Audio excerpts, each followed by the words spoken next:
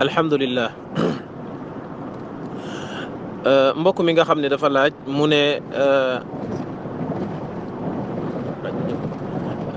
ne Ali ibn Abi Talib radiyallahu taala anhu ñu bëree bëri buñ ko tuddee dañ cay teg karramallahu wajhahu karramallahu wajhahu karramallahu wajhahu buñ ko doon firi ci wolof mooy borom bi tabaraka wa taala teral na kanamam mu ne loolu dafa faral di gis ñenn ci chia yi wala waa chia yi di ko jëfandikoo ak ñenn ci waa ahlu sunna sax mu ne lu tax ñu beral ko te duñ ko wax Aboubacar ak Umar ak ñu mel ne moom. ngir tontu loolu dañuy wax ne beral Ali ibn Abi Talib wax jooju karramallahu wajhahu bokk na ci symbole waa bidaa bi maana attaabi'uun yi nga xamante ne ñoo yaroo ci keppaaru saaba yi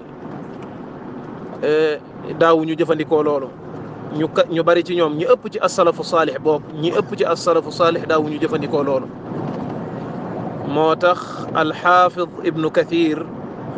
rahimahullahu taala wax na ni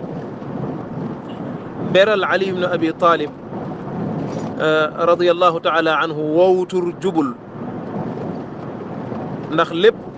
wépp melokaan wu tax ñu di ko beral tur woowu nekk na ci ñenn ci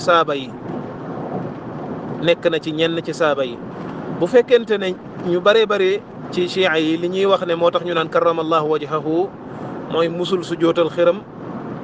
kooku am na ñu ko ci jiitu ci saaba yi bal Abu Bakrin as-Siddiq moo ko ci jiitu radiyallahu taala anhu te moo ko mag moo ko ëpp lu mu dund ak xiram yi te musul def loolu te kenn waxu ko loolu kon loolu jubul kon kenn waru ko beral ñaareel bi ñi nga xamante ne ci saaba yi ñu bare bari ñoo xamante ne ci lislaam la ñu juddu musuñoo sujootal xiram te kenn waxu leen loolu kon boo xoolee ci ñi dund ak xiram te musuñu koo sujootal xool ci ñi judd ci lislaam musuñu koo sujootal ñaari côté yëpp da ngay gis ne kon beral gi nekkul lu jub kon comme ni ko ñu bari ci borom xam-xam yi waxee ku mel ne Bakr Abu Zayd am na téere bu mu taalif tuddee ko almanahi allafdiya wala boog mu'jamul manahi allafdiya maanaam baat yoo xamante ne nit ñi dañ koy faral di wax te mu nekk njuumte tudd na ca lii nga xamante ne moom mooy karramallahu wajhahu beral ko ki nga xam ne mooy Ali ibn Abi Talib ndax beral gi jubul ndax melokaan wu ne ci moom bañ wax ko manees na ko waxal ñeneen ci saaba yi ñi nga xamante ne ñoo am melokaan yu mel noonee kon loolu mooy li nga xamante ne moo aju ci wax karramallahu wajhahu amma laaj bi ci topp mooy lu tax ñu dàkkentale Fatimatu Zahra ñu tudde ko Fatimatu Zahra jamono bii ma toll nii teewluwuma lu tax ñu tudde ko maanaam az-Zahra fu mu jógee loolu jamono bii teewluwuma ko waaye li nga xamante ne moom laa teewlu muy ab xadis bu wér bu tukkee ci yonent bi sallallahu alayhi wa sallam mu wax ko ci Fatima radiyallahu taala anha moo di ne sayidatu nisaa'i ahlil janna mooy sangu jigéen ñi nga xamante ne ñooy dem aljanna mooy seen sang moom Fatimatu Zahra yàlla ñu yàlla booleeg moom dugal aljanna kon loolu mooy li nga xamante ne xadis la bu wér bu tukkee ci yonent bi sallallahu alayhi wa sallam amma Zahra ji fu mu soqee koo xam naa ni bu ñu delloo ca téere ya incha allah danañ koo gëstu incha allahu tabaraka wa taala li ñuy wax ci karramallahu wajhahu moom la ñuy wax ci alayhi salaam ñu bëree bëri ci chia yi ku ñu tudd ci waa kër yonent bi sallallahu alayhi wa sallam alayhi salaam lañ cey teg te duñ tudd kenn te mooy waa kër yonent bi sallallahu alayhi wa sallam yi nga xamante ne ñoom la ñu jàppee waa kër yonent bi ndax ñoom du waa kër yonent bi yëpp lañ jàppee waa kër yonent bi dafa am ñuñ ci settee jàppee leen waa kër yonent bi mooy Ali ak Fatima ak Xasan ak Xuseyn ak ñu soqee ko ci Xuseyn ñii lañ jàppee waa kër yonent bi sallallahu alayhi wa sallam muy lu tuuti même soxna yonent bi sallallahu alayhi wa sallam boole wuñ leen ci waa kër yonent bi même doomi Xasan duñ leen jàppee ci waa kër yonent bi